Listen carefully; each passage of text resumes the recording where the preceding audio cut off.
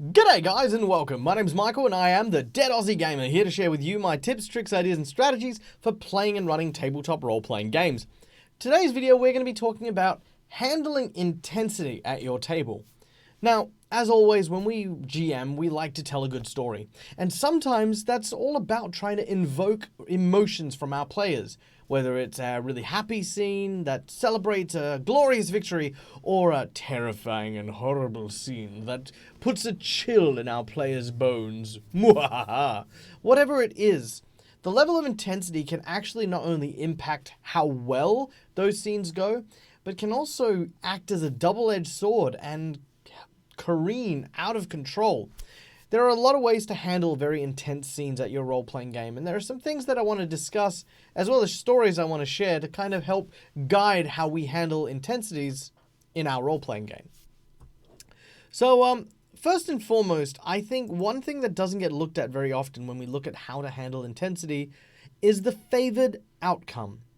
Now, more often than not, I see a lot of GMs who decide, hey, guess what? I've come up with this great story idea. The story idea is going to make my players cry their eyes out. It's such a tragic tale of two star-crossed lovers, and that's great. That's fantastic. And I'm so excited that you have a story that you want to tell, that you're very passionate about, and that you are certain will invoke emotion from your audience. That is literally what GMing is all about. But always remember that you need to keep in mind what is your favorite outcome from presenting that story, that twist to the group. Now, if you, for example, want to create a sense of fear around an NPC who will later become the major villain, fantastic. That's great. That's wonderful. Your favorite outcome in this situation is to create a sense of fear around this NPC. What you don't want to do is you don't want to gross out your players and make them think he's just this disgusting thing, you know? Body horror, for example, is a type of horror that is very hard to swallow. It is a very grotesque, very disgusting thing, and only the really hardcore horror fans, in my experience, really can handle that.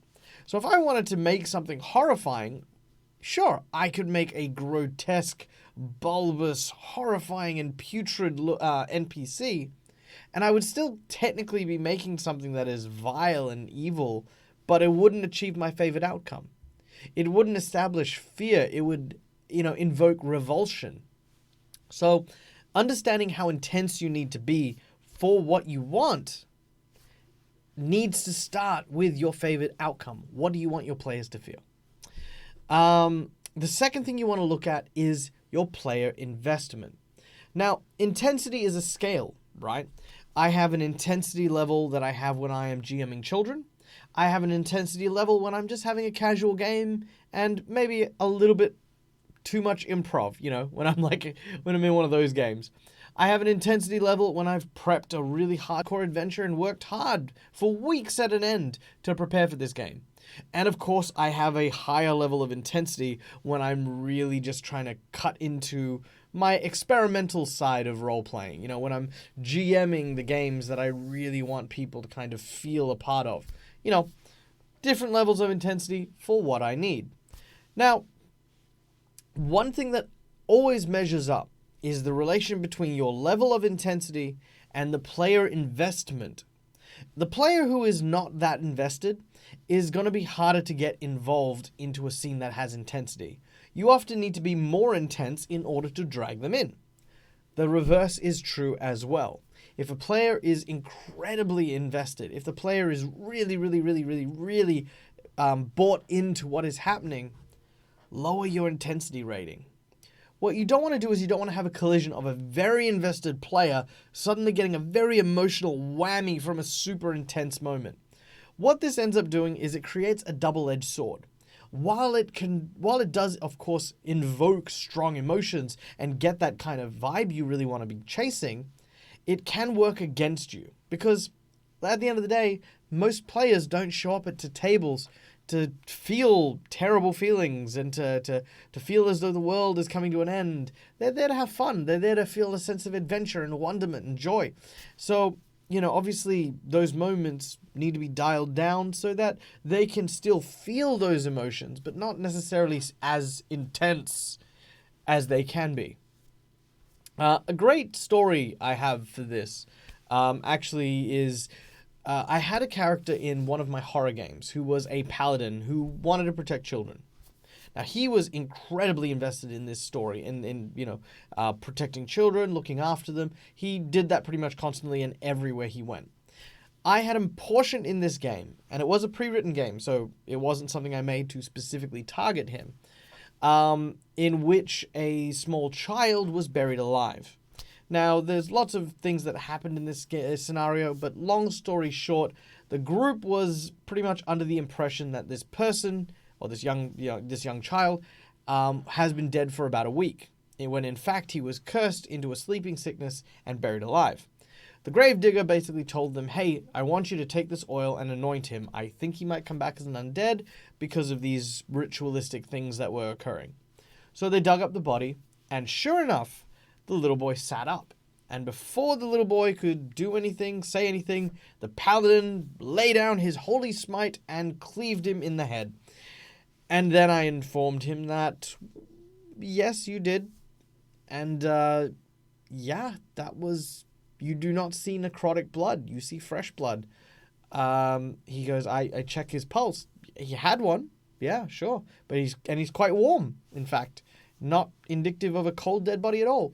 And that moment there, where I set up the scene, the cleaving of the head of the child, all that sort of stuff, the player was already so invested in this part.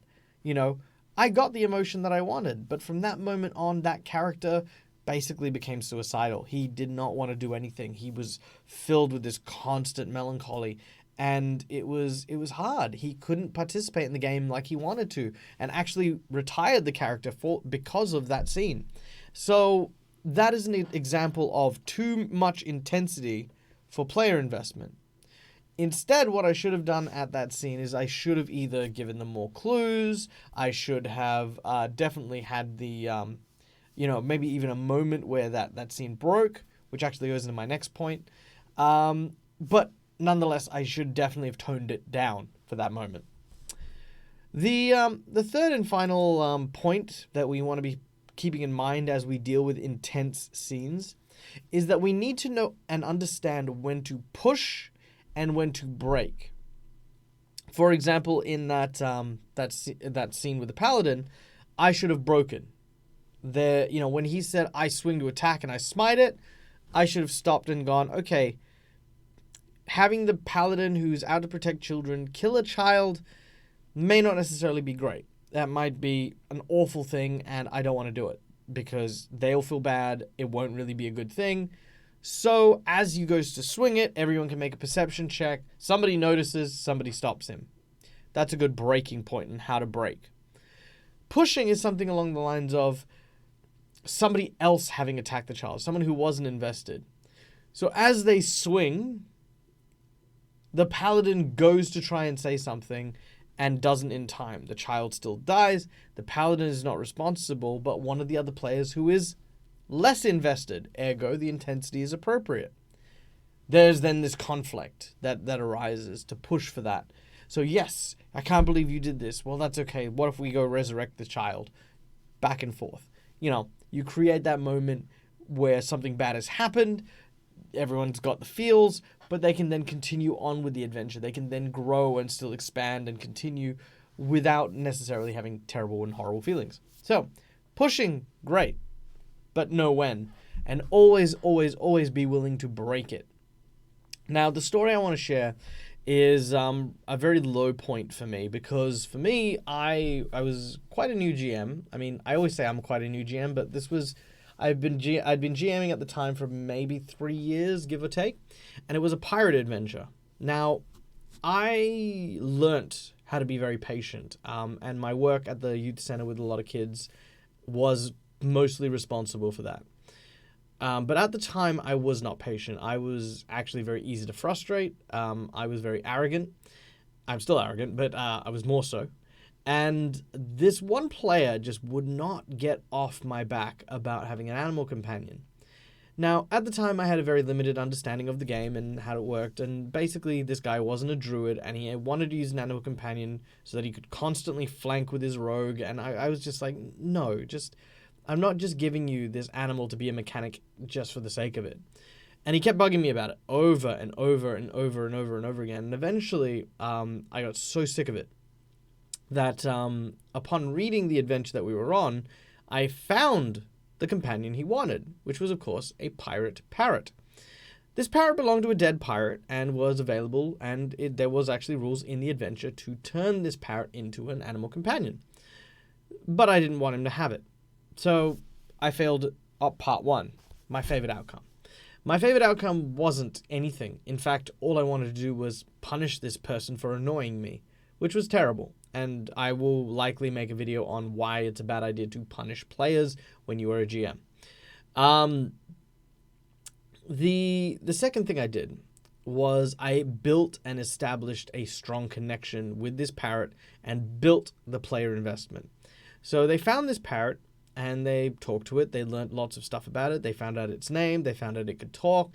They learned that he belonged to a pirate crew, and he was technically the last surviving member, and also knew where the secret treasure that the pirate crew had hidden happened to be on that particular island. Now, this is where things got really bad. Basically, the player in question liked to run off quite often, and naturally, when he heard that the parrot had the directions to the pirate treasure, he ran off with the parrot. Now, the players had also been kind of frustrated at this player, and I decided that this was a great chance to punish him. So, he went out into the wilderness, went to the location that the parrot had stipulated, and that's when I attacked him. He was alone, save for the parrot, and the attack came from a swarm of quite large wasps. Now, these wasps basically chased after him, and he did what he did best, which was turn and run. But the bird did what it did naturally and took to the air and flew. What happened next was me describing in quite graphic detail, needless graphic detail, the wasps not paying any attention to the rogue and going after the bird. And I mean, if he's watching, I do want him to know that till this day, I feel awful about this. I know it's not a real parrot, by the way. I want to point this out. It's not a real parrot. And I just feel bad. I feel bad because I had hurt someone who was very nice and very kind as a person, even though they were a bit of a shithead when it came to playing role-playing games. But yeah, we killed the parrot in front of him, and he felt terrible, felt directly responsible for the parrot's death, felt directly responsible for the fact that they couldn't find any more treasure, and he left the game there and then. It was about half an hour before the game was over, but he just pretty much said, yeah, I'm going home, and then did not come back to my table. So, yeah, like I said, at this channel, you will always find me being honest, not just all my good stuff, but you will also hear stories about my bad stuff, quite often, actually. So, yeah, that was one of my low points. Because, again, I'm an animal lover, right? I'm a very big animal lover. So I didn't feel good about what had happened. I didn't feel good about what happened to my player. I found out that I was really intense, and yeah, I didn't need to be. I spoke to him a little bit later on, and we're kind of in that okay phase. For a while we were just like, yeah, we're okay with each other. We're we don't role play together. But we fell out of touch, so that's what happened with that. Anyway, I digress. My friendships aside, going back to it, favorite outcome. Always make sure that you understand what reaction you want to get from your players, why you want to get that reaction, and always try for it. Don't ever forget it. Make sure it's also not punishing people. Number 2, measure your players' investment. If your players are super invested, lower the intensity. If your players aren't invested, increase the intensity. Find a middle ground, because, of course, not all the players are going to share the same level of investment. So adjust it accordingly. And lastly, know when to push your players, but also know when to break. Know when to turn the story around and make sure that everyone gets their best ending. Yeah?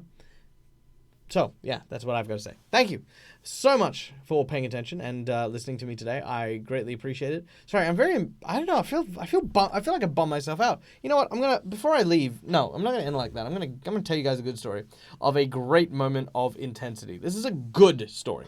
So, I played this horror game a number of times in various scenarios, and one particular game, I absolutely nailed the intensity.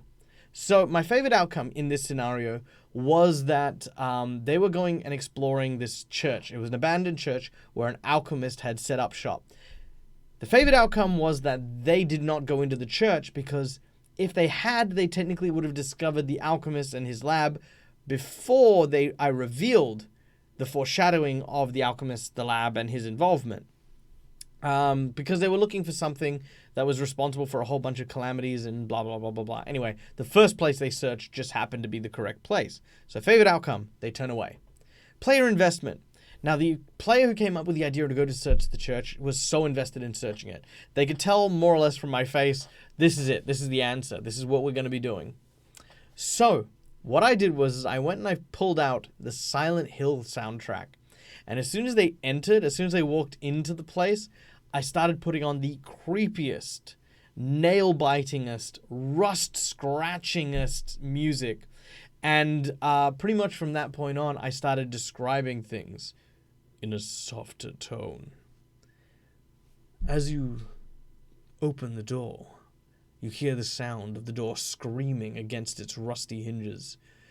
Dust falls from the sky above, and you hear these terrible sounds. Scratching, scrapings. As your footsteps land on the first landing, a creak is the start of a silence. There is no words, no breeze. Pretty much at that point, everyone turned and ran. They basically left the church and just went. And that was, for me, a great amount of intensity. Wasn't too intense. The players were very invested. And I pushed them just that little bit in order to get my favorite outcome. And that, for me, was a golden moment. I absolutely loved that. They had a great time, and they still reminisce constantly about it, and do tell me all the time that I need to be putting more music in my shows and stuff. So yeah, there you go.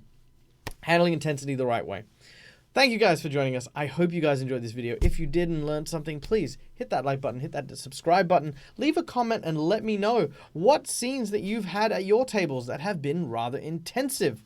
And of course, go check out all of our other stuff, Facebook, Twitter, Discord, etc. And of course, if you want to support the Dead Aussie Gamer, then head on over to our Patreon chat.